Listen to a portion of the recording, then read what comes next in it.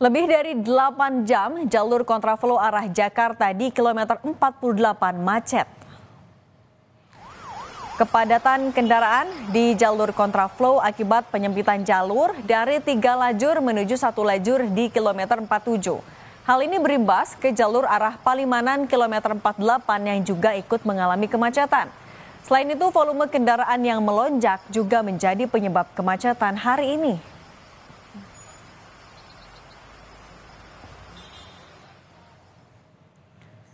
Sementara itu, banyaknya volume kendaraan yang datang dari arah Bandung menuju Jakarta melalui gerbang tol Kalihurip turut menjadi salah satu penyebab kepadatan di tol Jakarta Cikampek arah Jakarta.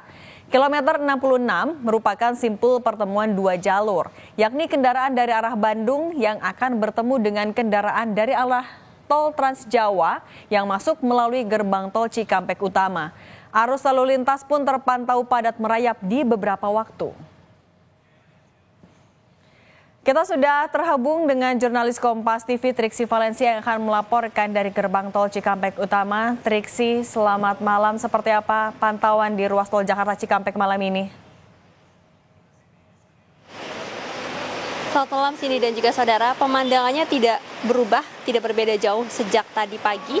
Bahkan sebenarnya kalau kami melihat saat ini cukup padat merayap, ada beberapa waktu kendaraan ini berhenti tidak bisa bergerak ataupun juga stuck begitu ya, baik di jalur utama maupun juga di jalur kontraflow yang sebenarnya dibuka 2 lajur dan juga digunakan sebenarnya untuk bisa mengakomodasi kendaraan yang meningkat pada hari ini. Nah, kalau kita melihat dari data Jasa Marga sebenarnya Cindy dan juga saudara, hingga kemarin malam atau kemarin Minggu malam sudah ada sekitar 52% kendaraan atau pemudik yang berangkat dari ataupun juga melewati gerbang tol Cikampek Utama menuju ke arah Jakarta. Jadi dari perhitungannya masih ada sekitar 48% lagi pemudik yang masih belum pulang ataupun juga belum melakukan perjalanannya pada hari ini. Nah, tapi kita akan melihat pada hari ini Cindy dan juga saudara, karena memang diprediksi ini adalah malam puncaknya terkait dengan kendaraan-kendaraan yang akan masuk ke Jakarta dari gerbang tol Kalikangkung Semarang, kemudian juga sampai melalui gerbang tol Cikampek Utama yakni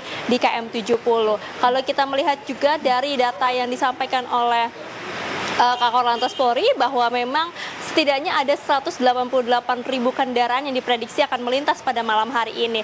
Jadi Cindy, tadi kalau misalnya dikatakan jika 188.000 kendaraan benar-benar melakukan perjalanan pada malam hari ini secara bersama-sama, maka memang kepadatan ini masih akan terus terjadi bahkan hingga Selasa pagi prediksinya. Jadi maka dari itu diimbau juga tadi kepada pemudik yang memang masih memiliki waktu lowong ataupun juga termasuk bagian dari ASN untuk bisa memilih atau mengundurkan waktu kepulangannya ke arah Jakarta maupun juga sekitarnya, karena melihat juga volume kendaraan yang terus meningkat sampai saat ini Cindy dan juga saudara. Kalau kita melihat juga sampai pukul 6 sore tadi sudah ada 45.000 lebih kendaraan yang melintas melalui gerbang tol Cikampek Utama. Meski sebenarnya sudah diberlakukan rekayasa lalu lintas dari one way atau satu arah, kemudian juga kontraflow dengan beberapa penyesuaian, termasuk juga petugas-petugas yang melakukan penguraian di beberapa titik seperti misalnya di KM 66 yang merupakan pertemuan dari gerbang tol Kalihurip Utama atau dari arah Bandung, lalu kemudian juga mendekati rest area KM 62 dan juga di KM 52. Ini sudah terus dilakukan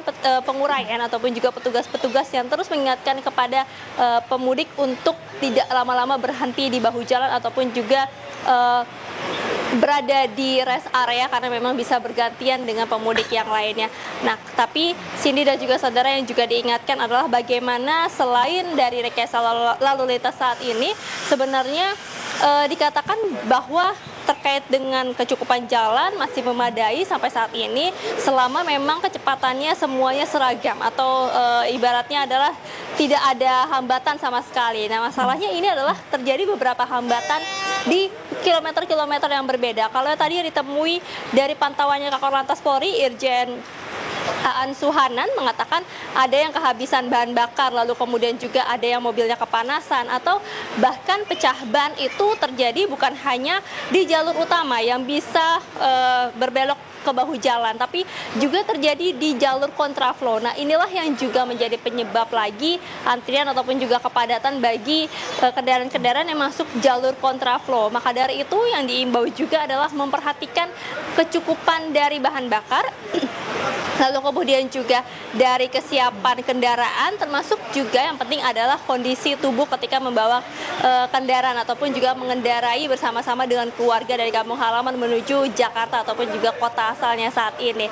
Nah, selain itu juga tadi yang diimbau adalah bagaimana ketercukupan saldo kartu elektronik agar bisa memudahkan saat transaksi di gardu tol, karena kalau misalnya di gardu tol gerbang tol Cikampek Utama, Sidi dan juga saudara, ini sudah dioptimalkan untuk bisa memfasilitasi kendaraan-kendaraan yang masuk yang terus meningkat sampai dengan saat ini melalui gerbang tol Cikampek Utama. Setidaknya tadi disampaikan ada 32 gardu tol, lalu kemudian juga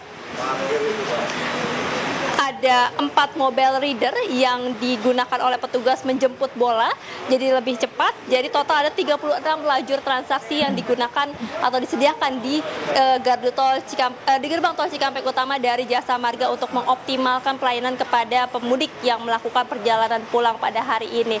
Tapi Cindy dan juga saudara, yang kembali diingatkan adalah tadi bagaimana tetap menjaga kesiapannya dan juga memperhatikan rambu-rambu yang memang sudah ditetapkan ataupun juga aturan-aturan yang sudah diberlakukan, Cindy dan juga saudara, untuk bisa memberikan kenyamanan dan juga keamanan bagi pemudik dalam melakukan perjalanannya kembali ke rumah masing-masing. Baik, Triksi. Cindy.